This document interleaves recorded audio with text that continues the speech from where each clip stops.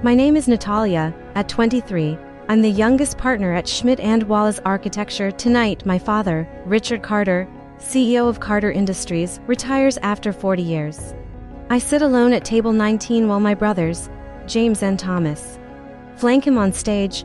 I owe everything to my sons, he announces to 200 guests. My daughter never had what it takes for real business, but when the applause rings, something inside me is falling apart. I stood up and gripped a carefully wrapped gift box. "That's my last gift to you," I said before I dive into what happened that night, and the consequences changed our family forever. If you've ever felt underestimated by someone who should have believed in you most, hit that like button and subscribe. Trust me, when my father opened that box after I walked out, no one expected what happened next, especially him. Growing up as the only daughter of Richard Carter meant living in a perpetual shadow. My earliest memory of being dismissed was at age 8, sitting at our grand dining table during a Sunday family dinner. Dad was discussing quarterly projections with James and Thomas, then just 11 and 13. When I asked a question about inventory turnover, a term I'd overheard and researched in my father's business journals, he laughed. "Elizabeth, why don't you help your mother with dessert? This is business talk." That was the first time I realized my gender determined my value in my father's eyes. But it certainly wasn't the last. Richard Carter built Carter Industries from nothing but determination and a $5,000 loan from his uncle. Born to working-class parents in Cleveland, he worked his way through state college and founded his manufacturing company at 24. By 35, he had regional dominance. By 50, national recognition. His rags to riches story became legendary in business circles. Along with his uncompromising standards and traditional values, "A man provides, a man builds. A man leaves a legacy," he would repeat like scripture at dinner. My mother, Margaret, was the warmth to his cold practicality, a former literature professor who gave up her career when James was born. She encouraged my interest in design and architecture from an early age. She'd sit with me for hours as I constructed elaborate buildings from blocks, paper, anything I could find. "Your father builds things that function," she would whisper. "You build things that inspire." Her death from breast cancer when I was 16 left a void no one could fill. At her funeral, as relatives offered condolences, I overheard my father speaking to his brother. "At least my boys can carry on the business," he said, his voice low but clear enough to reach my ears. "That's what matters in the end." I pretended not to hear, but those words crystallized what I'd always suspected. In my father's world, I was an afterthought. My academic achievements consistently outshone my brothers. Valedictorian of my high school class while James and Thomas had been average students. Full scholarship to MIT for architecture while they attended state schools on Dad's dime. Perfect GPA while they scraped by with Cs and occasional BS. None of it mattered to Richard Carter. "Drawing buildings isn't a real business," he declared when I shared my acceptance to MIT's prestigious architecture program. "It's glorified art. No, Carter has ever been an artist." 3 incidents stand out as defining moments in our relationship. The first came when I was 12. My science fair project on sustainable building materials won state recognition. The award ceremony fell on a Wednesday evening. My mother attended, beaming with pride as I accepted my certificate and medal. My father was absent, attending Thomas's junior varsity basketball game instead, though Thomas spent most of it on the bench. The second was after my mother's death, that overheard conversation that confirmed my place in the family hierarchy. The third occurred at my MIT graduation. I'd been selected to give the student address for the School of Architecture. My father arrived 20 minutes late, missing my speech entirely. He left immediately after the ceremony, checking his watch repeatedly during the brief photographs my mother's sister insisted on taking. "James has a meeting with potential investors," he explained as he rushed away. The meeting was my brother's lunch with a mid-level manager at a company Carter Industries already did business with. My brothers weren't malicious, just complacent in a system that benefited them. Occasionally, I'd catch James watching me with something like guilt in his eyes. Once, after a particularly dismissive comment from our father about my hobby, Thomas awkwardly patted my shoulder. "You know how Dad is," he offered, as if that explained everything. After graduation, I surprised everyone by declining the obligatory job offer at Carter Industries. Instead, I accepted an entry-level position at Schmidt Wallace a respected architecture firm specializing in sustainable urban development. It won't last, my father predicted. You'll be back asking for a real job within a year. 8 years later, I became the youngest partner in the firm's 60-year history. My design for the Lakefront Commons, a mixed-use development incorporating renewable energy and community spaces, won the Hammond Award for Innovative Design Architecture's equivalent of an Oscar. My salary now exceeded both my brothers. Though I never mentioned this fact to anyone in the family, my father's response to each achievement was predictable dismissal disguised as faint praise. Lucky break, he said about my partnership. Very nice, he commented when shown photos of my award-winning design. It's not like running a real company with hundreds of employees, he remarked when a profile of me appeared in Architectural Digest. Our relationship settled into a polite distance. I saw him at major holidays and occasional family events. We exchanged pleasantries and avoided any substantive conversation. He asked perfunctory questions about my drawings, never remembering the names of my projects or recognizing their significance in my field. I stopped expecting more until his retirement gala changed everything. The invitation arrived in an embossed envelope, heavy cream cardstock with gold lettering, announcing the retirement of Richard J. Carter, founder and CEO of Carter Industries, at the Grand Marriott, downtown Chicago, black tie optional, 3 weeks notice. I stared at it over breakfast in my lakefront condo. Coffee growing cold beside me. Are you going to go? Marcus asked. Watching me from across the table, my boyfriend of 2 years understood the complicated terrain of my family relationships. As a corporate psychologist, he had keen insight into toxic workplace dynamics and recognized the similarities in the Carter family structure. I should, I replied, though the thought created an immediate knot in my stomach. Later that day, my best friend, Sophia, was less diplomatic during our weekly lunch. He'll find a way to make it about your brothers, she warned, stabbing at her salad. Sophia had witnessed to many Carter family interactions over our 15-year friendship. Be prepared for Richard to be Richard. It's his retirement. I reasoned, maybe he'll be reflective. People sometimes gain perspective at milestone moments. Sophia's raised eyebrow conveyed her doubt better than words. The unexpected call from James came that evening. We're putting together a tribute video, he explained. Could you send some old family photos? Maybe write something about Dad for the montage.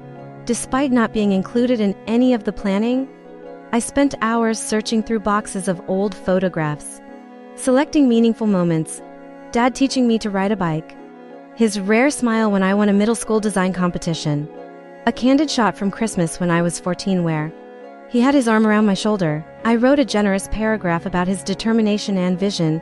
I described what I genuinely admired: his work ethic, his philanthropy primarily motivated by tax benefits but still beneficial, his ability to adapt to changing markets. I didn't mention our relationship. Some truths didn't belong in a retirement tribute.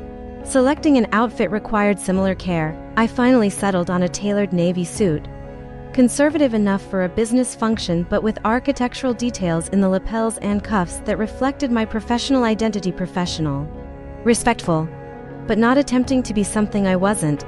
The question of a gift plagued me. What do you give a man who has everything material he could want but has given you so little emotionally? Traditional retirement gifts seemed hollow.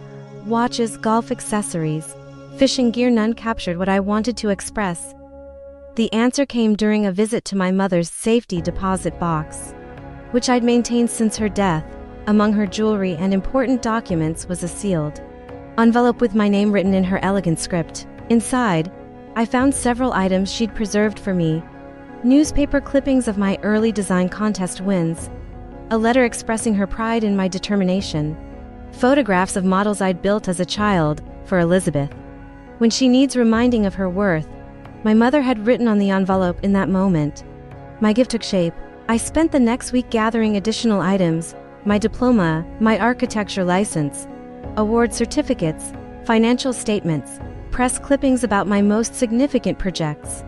I created a USB drive with a video montage titled What It Takes, documenting my professional journey. I wrapped the box in expensive silver paper with a simple navy ribbon, Carter Industries colors, and attached a card that read, "From your biggest failure. 2 days before the gala, Thomas called. Dad's been acting strange about the retirement, he mentioned, keeps reviewing his speech. Making changes, maybe he's emotional about the transition, I suggested. Maybe. Thomas agreed, though he sounded unconvinced. Anyway, he'll be glad you're coming. He mentioned it. That small comment kindled an unwelcome hope that perhaps, finally, my father might acknowledge my achievements in his farewell address, that he might, at this significant juncture, see me clearly for the first time. Marcus offered to attend as moral support, but this felt like something I needed to face alone. This is between me and him, I explained. Having you there might make it easier, but easier isn't always better. The night before the gala, I sat in my home office, reviewing my portfolio, reminding myself of what I had built without the Carter name or resources. I stared at the wrapped box sitting on my coffee table, almost deciding not to bring it. Then I remembered my mother's words from years ago. Sometimes the most loving thing we can do is tell the truth. I placed the box carefully in a tote bag, ready for tomorrow. The Grand Marriott's diamond ballroom lived up to its name. Crystal chandeliers cast prismatic light across round tables draped in white linen. Elaborate floral arrangements, orchids, roses, and lilies in precise white and blue combinations anchored each centerpiece. Carter Industries banners hung strategically around the perimeter. 40 years of excellence and building America's future displayed alongside the company's distinctive logo. I arrived precisely on time, slipping past the photographer capturing guests against a branded backdrop. The cocktail hour was in full swing. Business associates in dark suits mingling with champagne flutes and practiced smiles. Elizabeth, is that you? My father's cousin, Bernard, approached, martini in hand. So you're still doing that architecture thing? Fascinating hobby. Similar interactions followed. Dad's golf buddies, board members, longtime executives, all expressing mild surprise at my continued professional existence. Your father must be proud, they'd say, though their tone suggested otherwise. James spotted me first, waving from across the room where he stood with his wife, Vanessa, and Thomas with his wife, Rebecca. Our greetings were the usual shallow exchanges, compliments on outfits, brief mentions of recent vacations. Carefully avoiding any substantive topics, Dad's meeting with some Japanese investors in the corner, James informed me, nodding toward a group of men near the bar. You should say hello before things get started. The exchange with my father was predictably brief. He excused himself from his conversation as I approached, offering a mechanical half-hug. Elizabeth, you made it, he said, his eyes scanning my outfit, finally dressing professionally. I see, congratulations on your retirement, Dad, I replied, ignoring the backhanded compliment. We'll talk later, he said, already looking past me to someone more important. Your brothers put together quite an evening. The seating arrangement confirmed my place in the family hierarchy. James and Thomas flanked our father at the head table, their wives beside them. I was assigned to table 19, alongside distant relatives and mid-level employees. The tote bag containing my gift sat beside my chair as servers delivered the first course, a lobster bisque I couldn't taste past the tightness in my throat. The program began after the main course, which I'd barely touched. A video screen lowered from the ceiling, and the lights dimmed for the tribute montage. Music swelled as images appeared. Richard as a young entrepreneur breaking ground on his first factory, shaking hands with governors and senators, receiving various business awards. The family section featured extensive footage of him coaching James and Thomas in Little League, attending Thomas's college graduation, proudly standing between them at the opening of a new Carter Industries facility. I appeared in exactly one photograph, a family portrait taken when I was about 10, before my mother's illness. There was no mention of my professional accomplishments, no acknowledgement of my existence beyond that childhood image. It was as if I'd stopped existing once I chose a path outside the family business. Various colleagues took the podium next, praising Richard's business acumen, negotiation skills, and family values. The CFO mentioned his dedication to preparing the next generation. Looking pointedly at my brothers, James and Thomas delivered a joint speech, highlighting their father's mentorship, everything we know about business. We learned from watching Dad, James declared. His legacy lives on through the values he's instilled in us, Thomas added. Finally, Richard Carter took the podium to thunderous applause. At 65, he remained imposing, 6 feet tall, with silver hair and the confident posture of someone accustomed to commanding attention. He straightened his tie, a gesture I recognized from countless business dinners and family gatherings. It meant he was about to say something he considered important. 40 years, he began, looking out over the crowd. 40 years of building something from nothing, from a warehouse in Cleveland to offices in 12 countries. He proceeded with the expected reflections, challenges overcome, risks that paid off, loyal employees who contributed to the company's success. Then came the transition that would change everything. People often ask me what I'm most proud of after 4 decades in business. He continued, his voice taking on a more personal tone. That's easy. I'm proud of the legacy I'm leaving behind in my sons, James and Thomas. He gestured toward them, his expression warming. They've proven they have what it takes to carry Carter Industries forward. They understand sacrifice, strategy, and the responsibility that comes with leadership. A pause, during which he seemed to scan the room until his gaze fell on me. Unlike my daughter, who chose a different path, the room grew quieter, sensing the shift in tone. I used to worry about Elizabeth, he continued, as if discussing a disappointing investment, but I've accepted that she's simply never had what it takes to be part of this world. Some people aren't cut out for real business. Scattered, uncomfortable laughter rippled through the audience. Several people glanced in my direction, expressions ranging from pity to embarrassment. At the head table, James studied his plate intensely. Thomas winced slightly but remained silent. A burning sensation spread across my chest.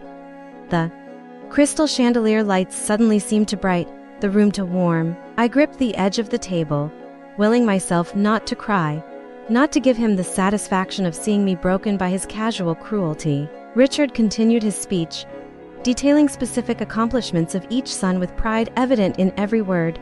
James's successful negotiation of the European expansion, Thomas's innovative supply chain restructuring, their joint leadership during the pandemic that kept Carter Industries profitable while competitors faltered.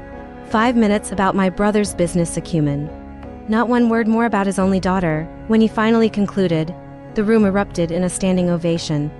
Businessmen and women rose to their feet, applauding the great Richard Carter and the sons who would continue his legacy. I remained seated, one hand clutching the gift box I'd removed from the tote bag, the other clenched so tightly my nails left crescent marks in my palm. In that moment I made a decision. I stood, smoothed my jacket, picked up the box, and began walking toward the stage.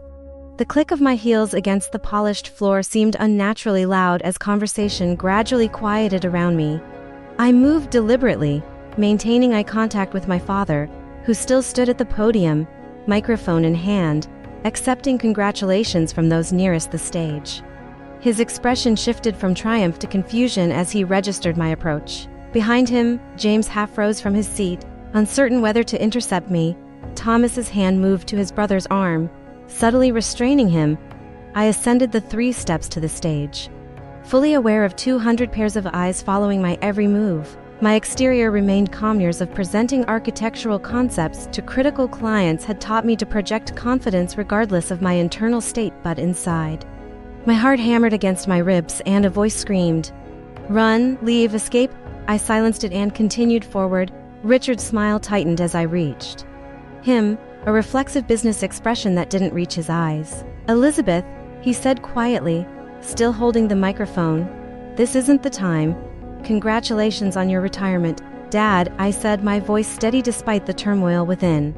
"I brought you something." I extended the silver-wrapped box toward him. He didn't immediately take it, his expression somewhere between annoyance and alarm. "This isn't the time for gifts, Elizabeth," he repeated, louder now, a hint of warning in his tone. "I think it's exactly the right time," I replied, still holding the box between us. "It's from your biggest failure. Open it when I'm gone." I placed the package in his hands, turned away from the microphone, and walked off the stage before he could respond. The silence in the ballroom was absolute as I descended the steps, head high, shoulders back, channeling every ounce of professional poise I'd cultivated over years of navigating male-dominated spaces. Past the head table, where my brothers sat frozen, past the corporate executives with their shocked expressions, past distant relatives and family friends who suddenly found their dessert plates fascinating. through the grand double doors and into the hotel lobby with its subdued lighting and mercifully sparse occupancy. Only when I reached my car in the parking garage did my composure crack. Tears blurred my vision as I fumbled with the keys. Finally collapsing into the driver's seat, sobs wrenched from my chest, years of disappointment, dismissal, and quiet rage pouring out in a torrent I couldn't control. I gripped the steering wheel, pressing my forehead against its cool surface until my breathing steadied enough to drive. I pulled out of the garage but made it only 3 blocks before I had to pull over. Overcome again by the magnitude of what had just happened, I had publicly challenged Richard Carter, the untouchable patriarch. I had walked away from the pretense of family harmony we'd maintained. For appearances, there would be no going back.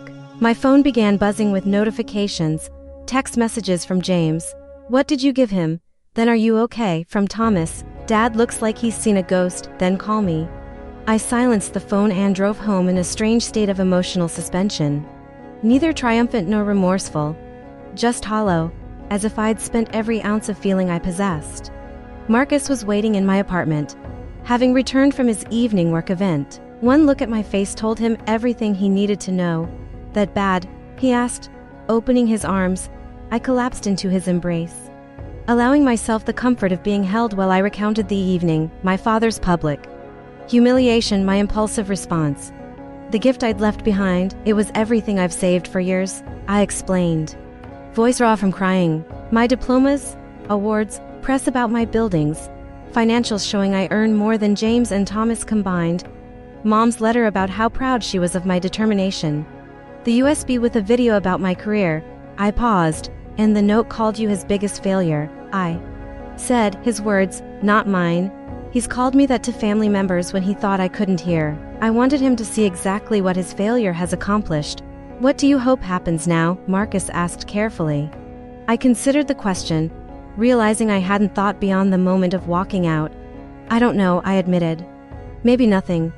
Maybe he'll finally see me for who I actually am, not who he wanted me to be. Maybe it doesn't matter anymore."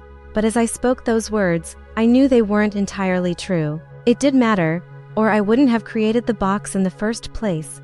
Richard Carter stood motionless at the podium, holding the silver-wrapped package as the ballroom doors closed behind his daughter. The microphone captured his uneven breathing, amplifying it throughout the silent room. 200 guests remained frozen in collective discomfort, witnessing a family drama none had expected to be part of. James approached the stage, leaning toward his father. "Dad, we should continue with the program," he suggested quietly. "We can deal with this later." Richard shook his head, a barely perceptible movement. His fingers gripped the box tighter, creasing the expensive wrapping paper. Without a word to his son, he began methodically removing the navy ribbon, then carefully separating the tape from the silver paper. The microphone picked up each sound, the whisper of paper, the slight tremor in his breathing. The plain white box underneath offered no hints about its contents. Richard lifted the lid and stared inside, his expression transforming from irritation to confusion to something more complex. One by one, he removed the items. First came the framed MIT diploma, Elizabeth Carter's name emblazoned across it with the distinction summa cum laude clearly visible to those nearest the stage. He placed it on the podium, then withdrew her architecture license, studying it momentarily before setting it beside the diploma.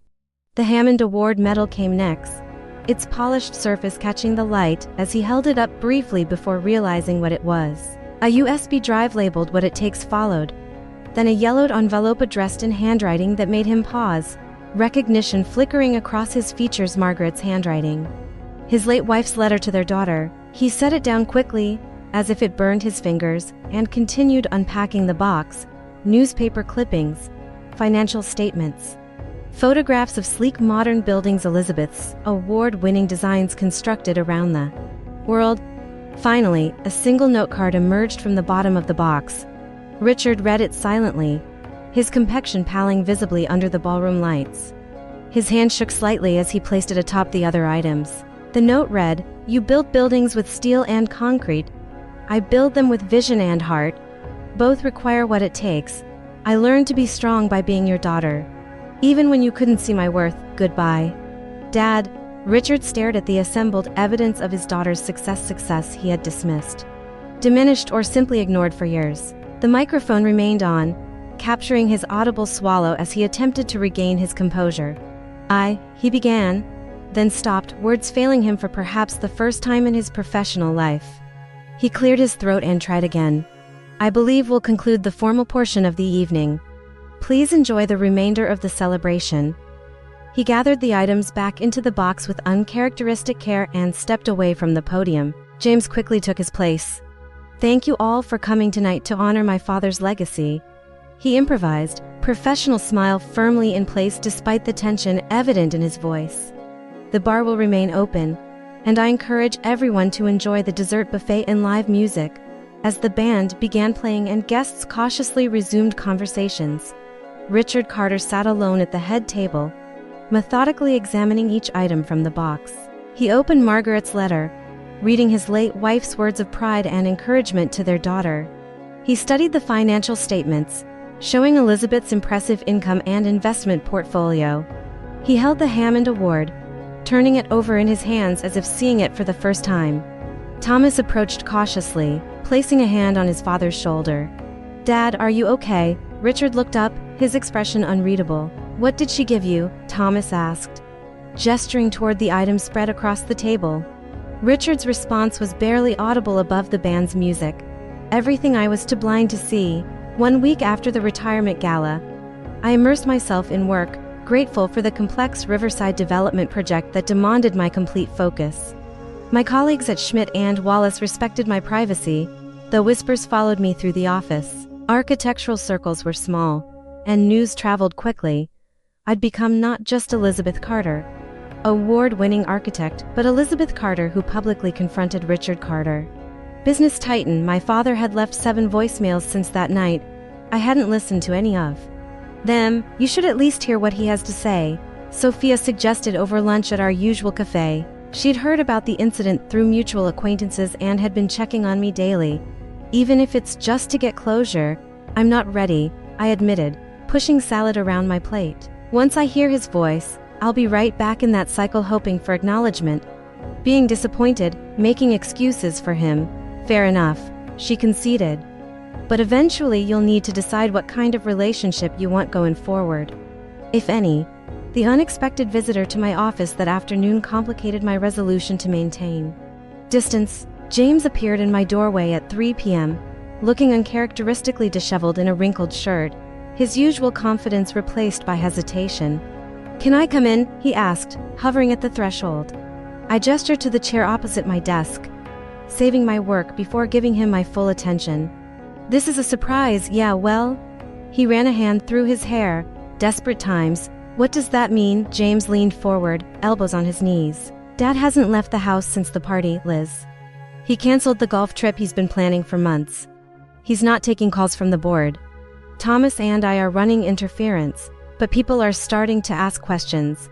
That's not my problem, I replied, keeping my voice neutral despite the unexpected twinge of concern.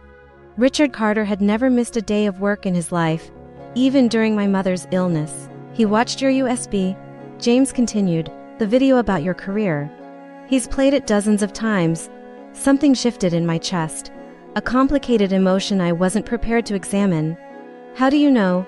Because he called us over the day after the gala and made us watch it too. James looked down at his hands. I had no idea, Liz, the international projects, the sustainability innovations, the community impact of your designs. None of it, you never asked, I pointed out. No, I didn't, he met my eyes directly. I was too busy enjoying being the favorite. It was easier not to question the dynamic. His honesty surprised me. James had always been the diplomat of the family, smoothing over conflicts with practiced charm rather than addressing their root causes. Why are you here? I asked. He wants to talk to you, James said, but he's respecting your silence. He knows he doesn't deserve your time. He's right about that. James hesitated, check your email. He sent something yesterday, after he left. I tried to focus on work, but curiosity eventually won out. I opened my personal email to find a message from my father, time-stamped to 13 a.m. the previous night. The subject line read simply, I'm sorry, the body contained only 2 sentences. I saw everything on the USB. I was wrong. Can we talk when you're ready? No qualifications, no excuses, no passive-aggressive undertones, just an acknowledgement and a request. I closed the email without responding and booked myself on a flight to Singapore the following week. A luxury hotel developer had requested a consultation on a sustainable renovation project, the perfect excuse to put 7,000 miles between myself and the Carter family drama. 3 days into my stay in Singapore, an architectural news alert caught my attention. Carter Industries announces new green architecture division. The accompanying press release stated that Richard Carter had postponed his retirement indefinitely to oversee the new initiative personally. My phone rang almost immediately. Did you see it? Thomas asked without preamble when I answered. The press release just now. He's been researching sustainable building practices nonstop, Thomas said. Brought in consultants from 3 different environmental engineering firms. He's talking about retrofitting all Carter properties with solar and establishing new carbon-neutral manufacturing protocols. That's unexpected, I managed. Unsure how to process this information. It's because of your video, Thomas continued. Especially the part about how traditional construction is responsible for 40% of carbon emissions globally, he keeps saying. She was right under my nose the whole time. I ended the call, promising nothing but feeling increasingly destabilized by these developments. Was this a genuine epiphany or an elaborate manipulation to regain control of the narrative? With Richard Carter, it was impossible to be certain. Upon returning to Chicago 2 weeks later, I found a large package had been delivered to my apartment. The return address was my father's home. I let it sit unopened for 2 days before curiosity again overcame caution. Inside the package, I found a roll of blueprints secured with a simple black ribbon. Unfolding them across my dining table revealed detailed plans for a community center, not Carter Industries' usual industrial or commercial project, but something altogether different. Notes in my father's distinctive handwriting filled the margins. Questions about sustainable materials, natural lighting optimization, community engagement spaces. The proposed location was Franklin, Ohio, my mother's hometown, where she'd grown up in modest circumstances before earning a scholarship to Northwestern University, where she and my father had met. A letter accompanied the blueprints, handwritten on Richard Carter's personal stationery, Elizabeth. These past weeks have been a time of painful but necessary reflection. The box you gave me, your mother would have called it a moment of reckoning, forced me to confront truths I've been avoiding for decades. I failed you as a father. I imposed limitations based on outdated beliefs rather than seeing your extraordinary gifts. I mistook your different path for rejection of my values when, in fact, you embodied the best of them in ways I was too blind to recognize. You built something remarkable without my support, showing more of what it takes than I ever acknowledged. Your mother saw it in her letter. She wrote that your determination would carry you further than my connections ever could. She was right, as she often was about important matters. The enclosed blueprints represent my first attempt at making amends, a community center in your mother's hometown, designed to provide educational resources, arts programming, and social services to an underserved community. I would be honored if you would consider offering your professional opinion on the design and perhaps even consider being involved in its development. I understand if you need more time and space. When and if you're ready to talk, I am here, with respect and regret. Dad, I read the letter 3 times, searching for the usual undertones of manipulation or condescension, but found none. The blueprints showed genuine thought and research, though with the technical flaws of someone newly acquainted with architectural principles. After 2 days of consideration, I texted my father, "Coffee at Lakefront Cafe, Wednesday, 10 a.m. His reply came instantly, "I'll be there." The Lakefront Cafe was neutral territory, a place I frequented professionally but with no family associations. I arrived early, selecting a table with a view of Lake Michigan and ordering a cappuccino to steady my nerves. Richard Carter arrived precisely at 10, looking noticeably different than he had at his retirement gala. The impeccable suit remained, but he seemed somehow diminished. The habitual confidence replaced by caution.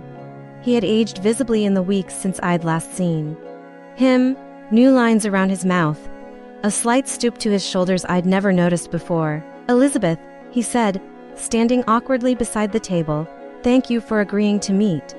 I gestured to the chair opposite mine. "Would you like coffee, black, please?"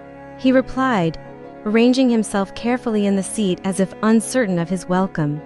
After the server took his order, silence stretched between us. For the first time in memory, Richard Carter seemed at a loss for words. "The community center project," I finally said. "It's an interesting concept." Relief flickered across his features at this neutral opening. "It needs work," he admitted. "I've been researching. But there's no substitute for expertise." "Why, Franklin?" I asked. Though I suspected I knew the answer. "Your mother always wanted to give back to her hometown," he replied, confirming my assumption. "She talked about establishing a scholarship foundation, but after she got sick," he trailed off, glancing out at the lake. "I never followed through on that promise to her." Another silence, this one heavier with shared grief and regret. "I watched your presentation," he said finally, "the USB. I've seen it 17 times now." A self-deprecating smile briefly crossed his face. I counted. And I realized I've been wrong. Not just about you, but about what constitutes success. What matters, he met my eyes directly. Your lakefront commons project the way it transformed that neighborhood. Created affordable housing without sacrificing beauty. Incorporated green spaces that brought the community together. That's legacy. Elizabeth, that's building something that matters. The sincerity in his voice was unmistakable. But years of disappointment made me cautious. "What changed?" I asked, "besides seeing my achievements laid out where you couldn't ignore them?" He considered the question carefully. "Your note," he finally said. "About building with vision and heart. It reminded me of something your mother once said after I dismissed one of your childhood designs." He swallowed visibly. "She said I was so focused on building an empire that I couldn't see you were building a better world." My throat tightened at this unexpected echo of my mother, the night before she died. He continued, voice roughening with emotion. "Margaret made me promise to support your dreams, whatever they might be. I failed that promise spectacularly." He paused. "Did you know she confronted me about how I treated you differently from your brothers?" I shook my head. "Multiple times. The last was about a month before her diagnosis. She said I was creating a self-fulfilling prophecy, that by expecting less of you because you were a girl, I was teaching you to expect less of yourself." He stared into his coffee. "She was wrong about that part. You never limited yourself, despite my best efforts to make you believe you should." The raw honesty of his words penetrated defenses I'd built over decades. "I spent years wanting your approval," I admitted, "hoping each achievement would finally be enough to make you see me. I know that now," he replied quietly. "James and Thomas have been quite forthcoming about my failures since the gala. Family therapy has been enlightening." "Family therapy?" I couldn't hide my surprise. "Twice weekly," he confirmed with a hint of his old dry humor. Richard Carter on a therapist's couch, who would have thought? "Not me," I acknowledged, a reluctant smile tugging at my lips. "About the community center," he said, returning to safer ground, "I'd like you to consider being the lead architect. No strings attached. Your vision, your terms." I studied him carefully. "And if I say no, then I find another architect and respect your decision," he replied without hesitation. "This isn't about manipulating you back into the family fold, Elizabeth. It's about recognizing your expertise and offering an opportunity one I should have offered years ago." I considered his offer, weighing professional interest against emotional self-protection. "I'll review the proposal," I finally said professionally. "That's all I can commit to right now." "That's more than I deserve," he acknowledged. We finished our coffee, discussing technical aspects of the project, budget constraints, timeline, community input processes.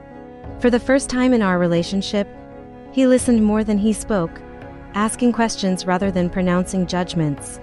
As we prepared to leave, he hesitated. "Your brothers would like to see you when you're ready, one step at a time," I replied, not committing but not refusing.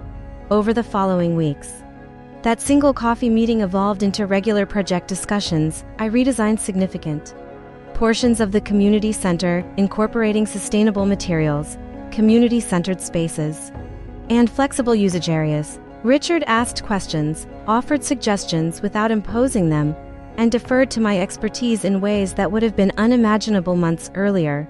After 6 weeks of professional interaction, I tentatively accepted an invitation to dinner at Thomas's home. James and his wife attended, along with my father. The conversation was initially strained, years of established patterns, not easily broken, but when Thomas's wife, Rebecca, Asked about my current projects, Richard spoke before I could answer.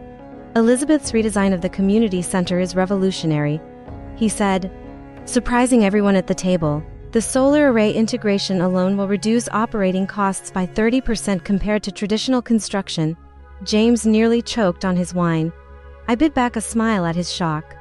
Dad's been taking night classes in environmental design principles, Thomas explained. Recovering first, won't let anyone else handle the community center project, it's important to get it right, Richard said simply. As dinner progressed, I noticed subtle but significant shifts in our family dynamic. My brothers deferred to me on topics within my expertise rather than speaking over me. Richard asked detailed questions about my recent Tokyo project, showing genuine interest in the cultural considerations that had influenced my design most.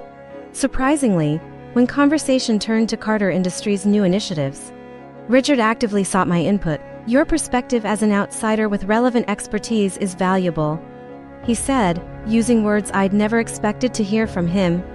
We've been too insular in our thinking. 6 months later, we gathered at the groundbreaking ceremony for what was now officially named the Margaret Carter Community Center. Local officials, community representatives, and the press assembled around the ceremonial shovel station. Richard approached me as we waited for the program to begin. Would you speak today? He asked. It should be you, not me. I agreed, surprising myself almost as much as him when the time came. I stepped to the microphone and surveyed the gathered crowd. This center represents more than just a building, I began. It's about foundations. Both the physical foundation will begin today and the human foundations that shape communities and families. I spoke about my mother's connection to Franklin, her belief in education and community support, her vision of creating opportunities for others. I spoke about sustainable architecture as an investment in future generations. Every building tells a story, I concluded. The story this one will tell is about transformation, second chances, and the power of seeing potential where others might not. As applause rippled through the audience, I caught my father's eye.